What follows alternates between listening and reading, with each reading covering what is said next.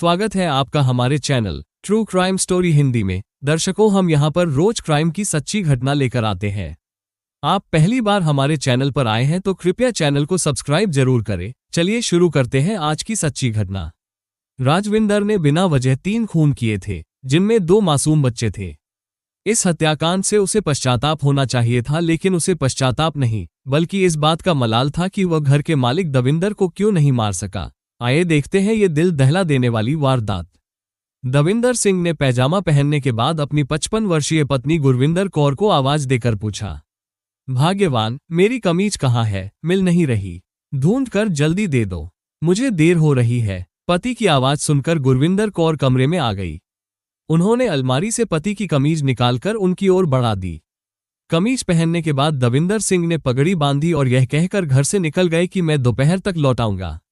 ये 3 अगस्त 2018 की बात है। लुधियाना के किशोर नगर के रहने वाले दविंदर सिंह गुरुद्वारे में ग्रंथी थे। उस दिन उन्हें किदवई नगर स्थित गुरुद्वारा साहब में पाठ करने जाना था। गुरुद्वारा साहब में श्री गुरु ग्रंथ साहिब का अखंड पाठ चल रहा था। गुरुद्वारा साहब में पाठ करने वाले ग्रंथी की हर 3 घंटे के अंतराल पर ड्यूटी बदलती थी। अपनी ड्यूटी खत्म करके वो घर के लिए रवाना हुए और करीब 2:30 बजे अपने घर पहुंचे। जब वो घर पहुंचे तब उनके घर के मुख्य दरवाजे पर ताला लगा हुआ था। उन्होंने सोचा कि शायद उनकी पत्नी गुरविंदर घर का कोई सामान लेने या अपने दोहता दोहती को कुछ दिलवाने दुकान पर गई होगी। ये सोचकर वो घर के बाहर बैठकर इंतजार करने लगे। काफी देर तक इंतजार करने के बाद भी पत्नी नहीं आई तो वो सोच में पड़ गए कि इतनी देर हो गई, गुरविंदर और बच्चे कहाँ चले गए। इस बीच वो बार बार पत्नी के मोबाइल पर फोन भी मिलाते रहे, पर हर बार फोन स्विच्ड ऑफ ही मिला। गर्मियों की तपती दोपहर में गली में बैठकर इंतजार करते हुए उन्हें 1 घंटे से ज्यादा बीत गया तो उन्होंने अपनी जगह से उठकर पड़ोसियों से गुरविंदर और बच्चों के बारे में पूछा। गुरविंदर को अचानक जरूरी काम से कहीं जाना होता था तो वो घर की चाबी किसी पड़ोसी को दे जाती थी, पर आज उसने ऐसा नहीं किया था। किसी भी पड़ोसी को गुरविंदर के बारे में कोई जानकारी नहीं थी। दविंदर सिंह के मन में बार बार यह प्रश्न उठ रहा था कि आखिर गुरविंदर गई तो गई कहाँ। उन्हें वहां इंतजार करते हुए 1.5 घंटा हो गया था। अंत में हार कर उन्होंने अपने बेटे मनप्रीत को फोन करके जानकारी दी। मनप्रीत घर के पास ही किसी फैक्ट्री में काम करता था। अपने पिता का फोन सुनते ही वो दौड़ा चला आया था। उसने आकर 33 फुटा रोड पर रहने वाली अपनी बहन सोनम को फोन करके पूछा कि क्या माँ उनके घर पर है। सोनम ने बताया कि माँ और बच्चे यहाँ नहीं है। अब और कोई चारा नहीं बचा था, सो मनप्रीत ने किसी से हथौड़ा लेकर घर के दरवाजे पर लगा ताला तोड़ा और बाप बेटे घर के अंदर घुसे। बाप बेटे दोनों ऊपरी मंजिल पर चले गए। मनप्रीत ने पिता को खाना परोस दिया। खाना खाते समय भी दोनों के दिमाग में एक ही बात चल रही थी कि गुरविंदर और बच्चे कहाँ चले गए। इस बीच उन्हें मकान की छत से अपने कुत्ते के भौंकने की आवाजें सुनाई दी। मनप्रीत ने ऊपर जाकर देखा तो कुत्ता छत पर बंधा हुआ था। उसकी समझ में नहीं आया कि कुत्ते को छत पर किसने बांधा। बहरहाल कुत्ते को खोलकर वो नीचे ले आया। इस बीच उसकी दोनों बहनें सोनम और नीरू भी वहां पहुंच गई थीं। वे भी मां के इस तरह बिना बताए कहीं चले जाने पर हैरान थीं। उसी दौरान सोनम नीचे वाले कमरे में आए। दरअसल नीचे वाले पोर्शन में अंधेरा रहता था। उसे उन्होंने गोदाम बना रखा था, इसलिए सारा परिवार ऊपर ही रहता था। दविंदर सिंह पाठ करने के साथ शादी ब्याह में गद्दे सप्लाई का काम भी करते थे। नीचे वाले पोर्शन को उन्होंने गैदों का गोदाम बना रखा था। सोनम जब नीचे आई तो उसने फैमिली डिस्प्यूट गद्दे वाले कमरे में खून फैला देखा। घबरा कर उसने अपनी बहन नीरू को आवाज दी और खून साफ करने के लिए पोंछा उठा लाए। नीरू के साथ मनप्रीत सिंह भी नीचे आ गया था। गद्दे वाले कमरे में जब उन्होंने लाइट जलाकर देखा तो सामने का दृश्य देखकर उनके होश उड़ गए। सोनम तो उस भयावह दृश्य को देखकर गश खाकर गिर गई थी। कमरे में फर्श पर खून से लथपथ 3 लाशें पड़ी थीं। एक लाश गुरविंदर कौर की थी और 2 लाशें सोनम व नीरू के बच्चों 7 वर्षीय मनदीप कौर और 6 वर्षीय ऋतिक की थी। 3 लाशें मिलने पर कोहराम मच गया।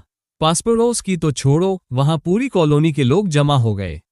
रोने और चीखने की आवाजों से पूरी कॉलोनी कांप उठी थी। इस बीच किसी ने पुलिस कंट्रोल रूम को भी इस घटना की सूचना दे दी थी। शहर के भीड़भाड़ वाले व्यस्त इलाके में दिनदहाड़े घर में घुसकर एक ही परिवार के 3 लोगों की हत्या करने की बात सुनकर पुलिस महकमे में भी हड़कंप मच गया था। Ludhiana police commissioner Sukhchain Singh Gill, ADCP Rajveer Singh Boparai, ADCP Ratan Singh, CIA incharge Rajesh Sharma, थाना डिवीजन नंबर 7 के प्रभारी व अन्य कई थानों के थाना प्रभारी क्राइम इन्वेस्टिगेशन टीम के साथ जल्दी ही मौकाए वारदात पर पहुंच गए। पुलिस ने वहां पहुंचते ही उस पूरे क्षेत्र को अपने कब्जे में ले लिया। लाशों को देखकर ऐसा लगा जैसे हत्याएं किसी भारी चीज से वार करके की गई थीं। तलाश करने पर एक कमरे से खून सना हथौड़ा बरामद हुआ। प्रारंभिक छानबीन में वारदात का मकसद लूटपाट दिखाई दे रहा था, क्योंकि घर के एक कमरे में अलमारी खुली हुई थी। दविंदर सिंह ने बताया कि इसमें रखे करीब 40,000 रुपये और सोने के जेवरात गायब हैं।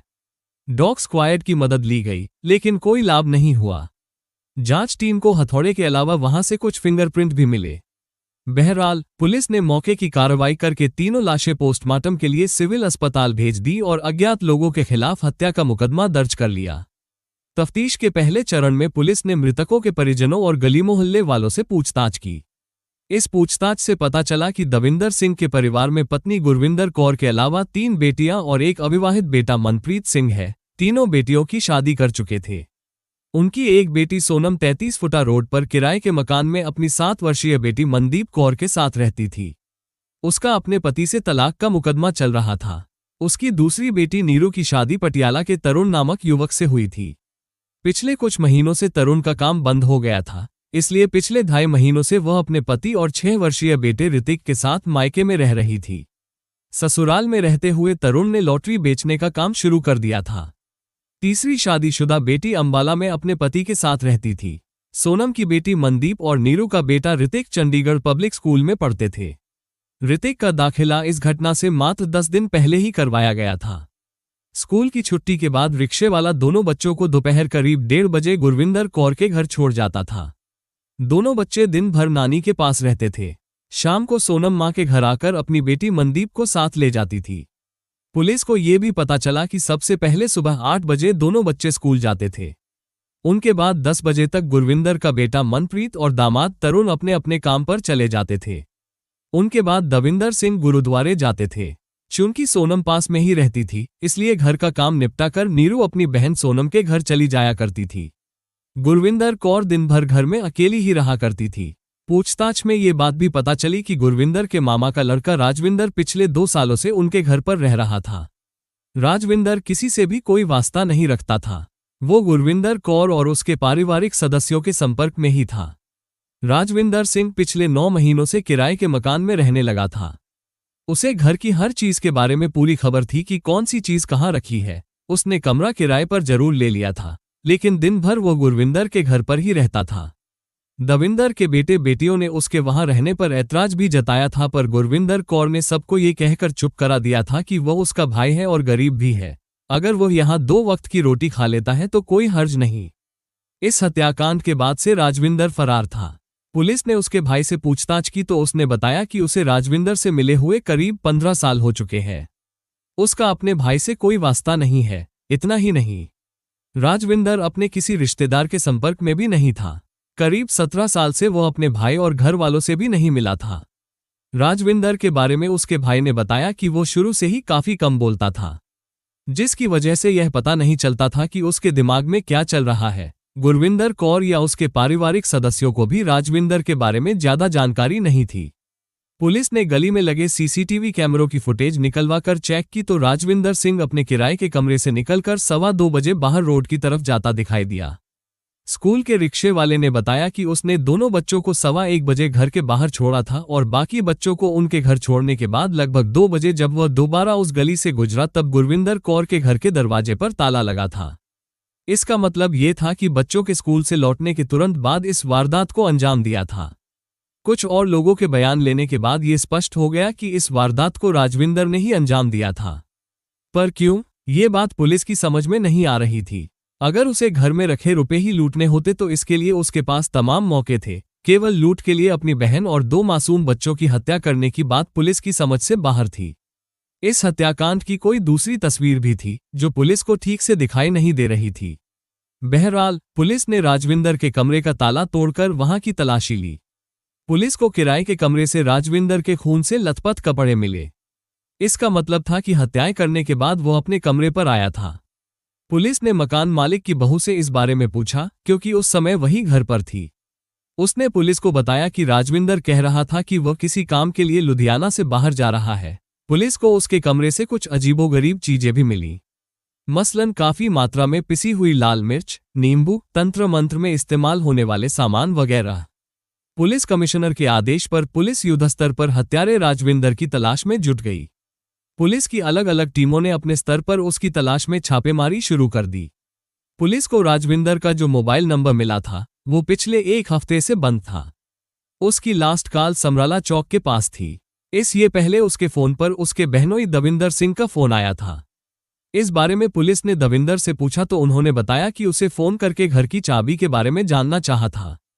पहले तो राजविंदर ने फोन उठाया ही नहीं, बाद में उसने फोन उठाया तो कुछ न बोलकर 13 सेकेंड तक कॉल होल्ड पर रखी और फिर काट दी। बाद में राजविंदर ने अपना फोन बंद कर दिया। पुलिस की टीमें लगातार राजविंदर का पता लगाने के लिए पंजाब के शहरों और पड़ोसी राज्यों व महाराष्ट्र भी भेजी गईं। अगले दिन 4 अगस्त को 3 डॉक्टरों के पैनल ने शवों का पोस्टमार्टम किया। पैनल में डॉक्टर बिंदु नलवा, डॉक्टर हरीश केरपाल और डॉक्टर कुलवंत शामिल थे। पोस्टमार्टम रिपोर्ट में बताया गया कि हत्यारे ने केवल हथौड़े का ही नहीं बल्कि तेजधार वाले हथियार का भी प्रयोग किया था। गुरविंदर कौर के शरीर पर 15, ऋतिक के शरीर पर 14 और मनदीप के शरीर पर 4 जगह चोटों के निशान पाए गए।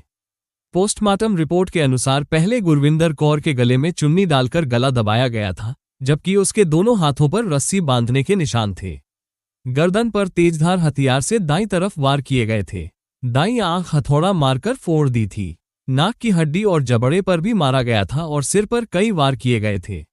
दोनों टांगों पर भी चोटों के निशान थे। इसके अलावा फेफड़े और लीवर पर भी हथौड़े से वार किए थे, जिससे लीवर और फेफड़े फट गए थे। शरीर पर और भी कई जगह चोटों के निशान थे। 6 वर्षीय ऋतिक की पोस्टमार्टम रिपोर्ट में खुलासा हुआ कि हत्यारे ने उसकी गर्दन पर दाईं ओर 2 और छाती पर तेजधार हथियार से 1 वार किए थे। इसके अलावा सिर पर हथौड़े से 4 से 5 वार किए। उसके शरीर पर कई जगह चोटें भी आई थीं। वहीं मनदीप कौर के सिर पर 2 से 3 बार हथौड़ा मारा गया था, जिससे उसके दिमाग का कुछ हिस्सा भी बाहर आ गया था। डीजीपी डॉक्टर सुरेश अरोड़ा ने इस मामले को जल्द सुलझाने के लिए लुधियाना पुलिस कमिश्नर सुखचैन सिंह गिल से बात की। पुलिस ने राजविंदर के मोबाइल फोन की कॉल डिटेल्स निकलवाई तो उसमें ऐसे कई नंबर सामने आए जो अमृतसर के रहने वाले लोगों के थे। उनमें एक रिक्शे वाले का नंबर भी था। पुलिस ने उन सब से पूछताछ की थी, पर कोई खास सुराग हाथ नहीं लगा। कॉल डिटेल्स से यह बात भी पता चली कि हत्यारे ने वारदात के दिन सुबह फोन पर अपने भांजे मनप्रीत सिंह से भी बात की थी और उससे काम ढूंढने को कहा था। हत्यारों की तलाश में पुलिस की कई टीमें अमृतसर भेजी गईं, जहां से पता चला है कि राजविंदर समय समय पर किराए का कमरा बदलता रहता था। जांच में ये बात भी पता चली थी कि हत्यारे पर दहेज प्रताड़ना का एक मामला भी दर्ज है। इस मामले में वह वांटेड था और पुलिस उसे तलाश रही थी। पुलिस की तरफ से उसकी पत्नी और ससुर को भी पूछताछ के लिए बुलाया गया, लेकिन उनसे कुछ ज्यादा पता नहीं चल सका। फिर एक दिन दविंदर सिंह के पास राजविंदर का फोन आया। उसने कहा कि उसने थाने में जो 40,000 रुपये गायब होने की रिपोर्ट लिखाई है वो गलत है। अलमारी में केवल 10,000 रुपये मिले थे। उसने ये भी बताया कि उसके चक्कर में गुरविंदर और बच्चों की हत्या हो गई, लेकिन वह उन्हें छोड़ेगा नहीं। दविंदर सिंह ने ये सारी जानकारी थाना प्रभारी को बता दी। राजविंदर के फोन की लोकेशन और अन्य जानकारी मिलने के बाद 19 अगस्त 2018 को सीआईए इंचार्ज राजेश कुमार शर्मा ने राजविंदर सिंह को संगरूर से गिरफ्तार कर लिया। वो एक धर्मशाला में छिपा बैठा था। उसे गिरफ्तार करने के बाद लुधियाना लाया गया और पुलिस कमिश्नर व अन्य आला अधिकारियों के सामने उससे पूछताछ की गई।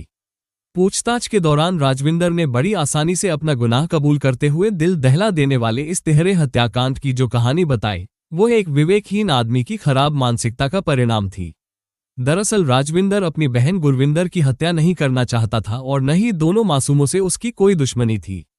वो केवल अपने जीजा दविंदर सिंह की हत्या करना चाहता था, पर हालात ऐसे बन गए कि उसे इस तिहरे हत्याकांड को अंजाम देना पड़ा।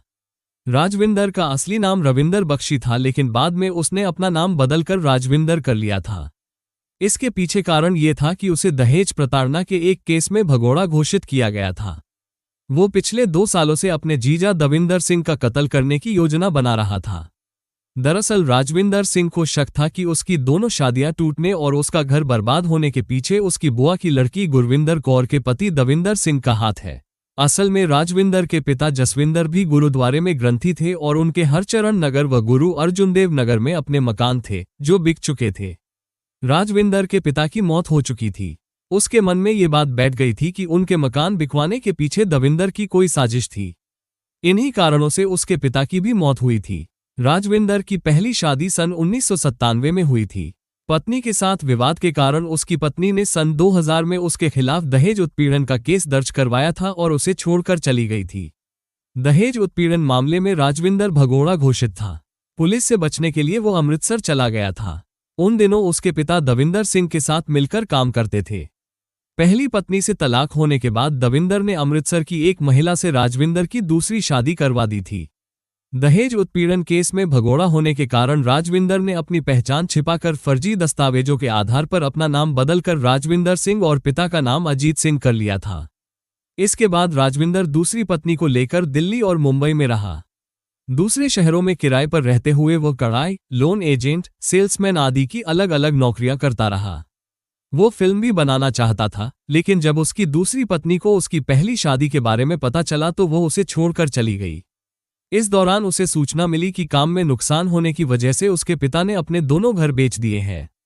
अपने मन से हारे हुए राजविंदर को शक हुआ कि उसकी दूसरी पत्नी को पहली शादी वाली बात दविंदर सिंह ने बताई है, जिसकी वजह से उसके मन में दविंदर सिंह के प्रति रंजिश पैदा हो गई थी।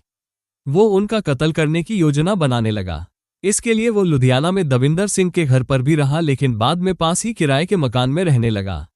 वो पिछले 2 सालों से दविंदर सिंह का कत्ल करने की योजना बना रहा था। इसके लिए उसने हथौड़ा, कट वाली तारें व अन्य प्रकार के सामान जुटा रखे थे। पिछले कुछ महीनों में वो कई बार दविंदर सिंह को मारने के लिए अपने हथियार छिपाकर भी ले गया था, लेकिन उसे मौका नहीं मिल सका। इस दौरान राजविंदर को उसके मकान मालिक ने घर खाली करने के लिए चेतावनी दे दी थी, क्योंकि उसने कई महीनों से उसका किराया नहीं दिया था। जिसके बाद रविंदर ने अब और देर करना उचित नहीं समझा। उसने वारदात को जल्दी अंजाम देने का पक्का मन बना लिया था। वारदात वाले दिन उसे पता चला कि दविंदर सिंह घर पर ही मौजूद है। अपने साथ हथौड़ा लेकर वो उनके घर चला गया, लेकिन दविंदर सिंह उसके आने से पहले ही किदवई नगर गुरुद्वारे चले गए थे। दविंदर सिंह को घर में न पाकर रविंदर का खून खौल उठा। वो ऊपरी मंजिल पर चला गया और वहां मौजूद गुरविंदर कौर के सिर पर पीछे से हथौड़े का एक भरपूर वार कर दिया। हथौड़े का वार इतना शक्तिशाली था कि एक ही वार से गुरविंदर कौर चारों खाने चित होकर वहीं गिर गईं। गुरविंदर की हत्या करने के बाद वो वहीं बैठकर दविंदर सिंह के आने का इंतजार करने लगा। वो मन ही मन तय करके आया था कि आज अपनी बर्बादी के कारण दविंदर सिंह की हत्या करके ही वहां से जाएगा। इस बीच गुरविंदर कौर को दोबारा खड़े होने का प्रयास करता देखकर वो उन्हें घसीटकर नीचे ले आया और फिर से उन पर हथौड़े से वार किए। गुरविंदर कौर का काम तमाम करने के बाद उसने ऊपरी मंजिल से सारा खून साफ कर दिया। इसके बाद वह नीचे आकर बैठ गया। इसी बीच बच्चों में पहले ऋतिक और बाद में मनदीप कौर स्कूल से घर आए, जिन्होंने वहां पर खून देखकर पूछा, नाना जी, ये किसका खून है और नानी कहाँ है? इतना पूछने के बाद दोनों बच्चे नानी को देखने के लिए ऊपर जाने लगे तो रविंदर उर्फ राजविंदर ने पहले ऋतिक और फिर मनदीप की हथौड़े और कटर से निर्मम हत्या कर दी। फिर उसने अलमारी में रखे 10,000 रुपये निकाल लिए। तीनों हत्याएं किए हुए जब कुछ देर बीत गई और दविंदर फिर भी नहीं लौटे तो पकड़े जाने के डर से वो घर के बाहर ताला लगाकर वहां से फरार हो गया। गुरविंदर के घर से निकलने के बाद वो अपने कमरे पर गया और हाथ मुंह धोकर खून आदि साफ करने के बाद कपड़े बदल लिए। फिर वो वहां से चला गया। राजविंदर पहले माछीवाड़ा गया, उसके बाद अमृतसर चला गया। अमृतसर में 2 दिन तक धर्मशाला में रहने के बाद वह राजस्थान स्थित हनुमानगढ़ चला गया।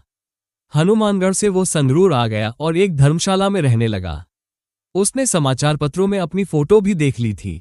चूंकि उसका टारगेट दविंदर सिंह थे और उसके मन में ये बात बैठी हुई थी कि दविंदर सिंह बच गए हैं, इसलिए उसने किसी अन्य आदमी के फोन से दविंदर सिंह को फोन कर जान से मारने की धमकी दी और यह भी बताया कि उनके घर से मात्र 10,000 रुपये मिले थे। 40,000 की बात झूठी है। दविंदर सिंह ने इस फोन के बारे में पुलिस को बताकर राजविंदर के खिलाफ धमकी देने की एक रिपोर्ट भी दर्ज करवाई थी। इसी फोन की लोकेशन को ट्रेस करते हुए सीआईए की टीम ने आरोपी को संगरूर की एक धर्मशाला में जाकर धर दबोचा। राजविंदर ने मौके से कुछ नकदी भी उठाई थी, जिसके बारे में वेरीफाई करने के अलावा वारदात में प्रयुक्त हथौड़ा बरामद कर लिया। बाकी के हथियार बरामद करने के लिए पुलिस ने उसे अदालत में पेश कर 2 दिनों के पुलिस रिमांड पर ले लिया। रिमांड के दौरान राजविंदर उर्फ रविंदर की निशानदेही पर हत्या में इस्तेमाल हुए कटर और छुरी भी बरामद कर ली। रिमांड अवधि समाप्त होने के बाद 21 अगस्त 2018 को राजविंदर को पुनः अदालत में पेश किया गया, जहां से उसे जिला जेल भेज दिया गया। मिलते हैं दर्शकों एक और सच्ची कहानी लेकर, तब तक अपना ख्याल रखें और जुर्म के खिलाफ लड़ने की इस मुहिम में हमारा साथ देने के लिए कृपया चैनल को सब्सक्राइब और वीडियो को लाइक जरूर करें। जय हिंद।